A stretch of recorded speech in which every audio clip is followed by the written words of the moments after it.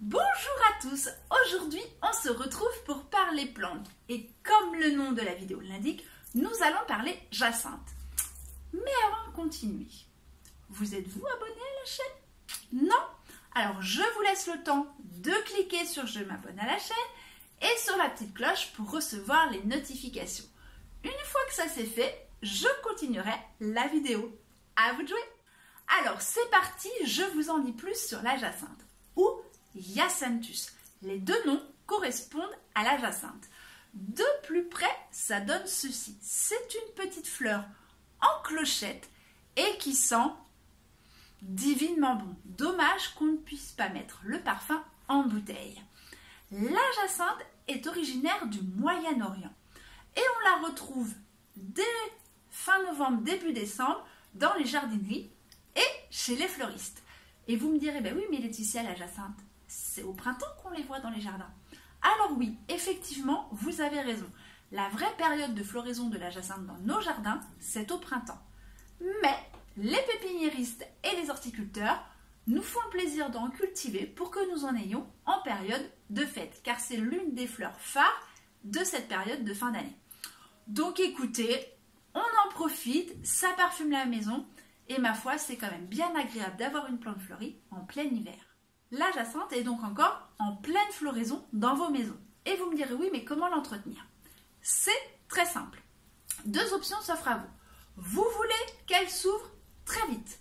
Vous la laissez à la maison et vous arrosez tous les 2-3 jours. Elle s'ouvrira très vite, mais donc elle fanera très vite. Option numéro 2. Vous voulez par contre que non. Je veux en profiter longtemps, je veux qu'elle prenne son temps. Et bien là, vous la mettez le plus possible au frais. Le soir quand vous dormiez ou la journée quand vous n'êtes pas là, vous la mettez au frais. Et l'arrosage, vous l'arrosez une fois semaine. Avec cette option-là, vous la tiendrez beaucoup plus longtemps et l'avantage, c'est que vous la verrez fleurir beaucoup plus longtemps aussi. Les deux options sont faisables, c'est vous qui décidez le temps que vous voulez avoir votre jacinthe. Une fois que la jacinthe est fanée, c'est-à-dire que la hampe florale est fanée, que faire? Vous allez couper la tige au ras ici, alors même pas là, on va essayer de dégager un petit peu plus. Hop. On va couper la tige ici. Net, vous coupez la tige qui est fleurie. Après, il y a deux versions.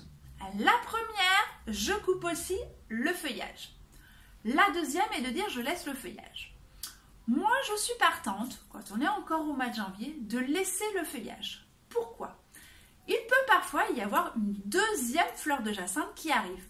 Si vous coupez tout, eh ben vous ne le saurez pas parce que vous l'aurez coupé. Donc, on coupe la fleur principale et on laisse le feuillage de jacinthe. Au fur et à mesure, les semaines vont passer. Si vous voyez qu'elle ne fleurit pas, elle va commencer à faner. Et là, si vous voulez, vous pouvez la couper cette fois-ci au ras de l'oignon. Cet oignon, au printemps, vous pourrez le replanter dans le jardin. Mais attention, il ne refleurira pas cette année. Si vous le replantez en 2024, il refleurira en 2025. À chaque fois, il faut que la jacinthe refasse son cycle de vie pour refleurir au printemps prochain. Donc, c'est normal si elle ne refleurira pas cette année au printemps. Vous pourrez donc la replanter dans votre jardin au printemps. On enterrera le bulbe, mais vous pourrez laisser un petit peu dépasser si vous voulez votre bulbe. Ne rentrez pas tout, on laisse toujours un petit peu dépasser. On remet un petit peu de terre et c'est reparti pour la floraison. Certains diront qu'il faut enlever les bulbes en octobre-novembre. Certains disent qu'il faut laisser. Moi, personnellement, je les laisse dans le jardin, je n'y touche pas.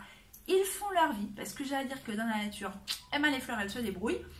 Et ma foi, mes jacinthes, elles fleurissent tous les ans.